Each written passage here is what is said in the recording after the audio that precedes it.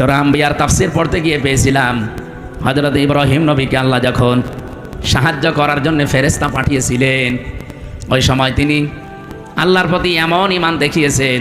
আল্লাহ পাক বলেন, ইব্রাহিম আলাইহিস সালামের জন্য আমি আল্লাহ আগুনকে কুলনা ইয়া নারু কুনি বারদাও ওয়া সালামান আলা ইব্রাহিম। কুলনা আমি নিজে বলেছি, এখানে অন্য কাউকে আমি বলতে বলিনি। ইব্রাহিমের ঈমান দেখার পরে আমি আল্লাহ এত বেশি খুশি হয়েছি যে ফেরেশতা জিবরাইলের সাহায্য সে নিতে রাজি না, মিকাইলের সাহায্য নিতে রাজি না। আমি আল্লাহ এত বেশি পছন্দ করলাম তার এই কথাটাকে, শেষ পর্যন্ত বলেছি ঠিক আছে কুলনা, আমি নিজে এখানে কর্তা হয়ে গেছি, আমি নিজে কাজ করছি, নিজে আমি ফাইল। ইয়া নারু, হে আগুন, কোনি হয়ে যাও বারদান, ঠান্ডা। আল্লাহ বারদান দেওয়ার পরে সালামান শব্দ মাঝখানে যদি না দিয়ে একবারে দিতেন আলা ইব্রাহিম, আমার ইব্রাহিমের প্রতি ঠান্ডা হয়ে যা।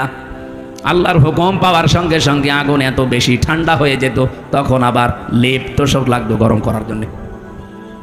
আল্লাহ সালামান দিয়ে তামাম দুনিয়ার মানুষকে বোঝাতে চেয়েছেন, পৃথিবীতে আজও যদি ইব্রাহিম নবীর মতো ঈমান কোন জায়গায় আমি আল্লাহ দেখি, ওদের আগুনগুলো যেমন আমি সালামান বানাবো, ওদের বৃষ্টি ঠান্ডা যে প্রচণ্ড বরফগুলো আমি আল্লাহ সালামান বানাবো।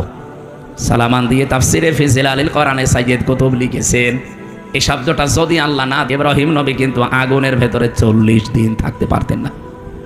এত বেশি ঠান্ডা হয়ে যেত যে থাকার অযোগ্য হয়ে যেত জায়গাটা, উনি আবার বরফ হয়ে যেতেন। আল্লাহ বলেন যদি সালামান না দিতাম আগুনটা একটু গরম থাকতো, তখন আবার ফ্যান দেওয়া লাগতো জিবরাইল মিকাইলকে দিয়ে, যে ফ্যান নিয়ে যাও অথবা এসি সেট করো, পাখা নিয়ে যাও না, এমন শব্দ আমি চয়ন করে লাগিয়ে দিয়েছি।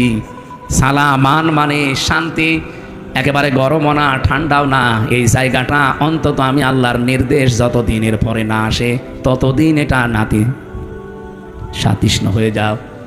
এয়ার কন্ডিশন যেটা বলা হয়, নয় ঠান্ডা নয় গরম, এরকম একটা পরিবেশ তৈরি হও। আগুন হুকুম মেনে তাই হয়েছিল 40 দিন।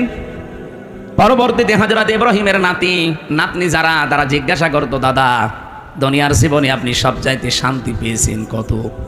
উনি বলেছিলেন এই পৃথিবীতে যতদিন আমি হায়াত পেয়েছি সবচাইতে বেশি শান্তি সুখে আরামে ছিলাম ওই 40 দিন যখন আগুনে ছিলাম। তার মানে আগুনের ভেতরেও শান্তি দিতে পারে কে? সব কিছুর উপরে যেন ওনার ক্ষমতা চলছে। ইসরায়েলিদেরকে আমার মনে হচ্ছে আল্লাহ রাখবে না, কারণ এখন এরা আর পৃথিবীর কোনো মানুষের টার্গেট নেই, এরা সরাসরি টার্গেট হয়ে গেছে আমার আল্লাহর।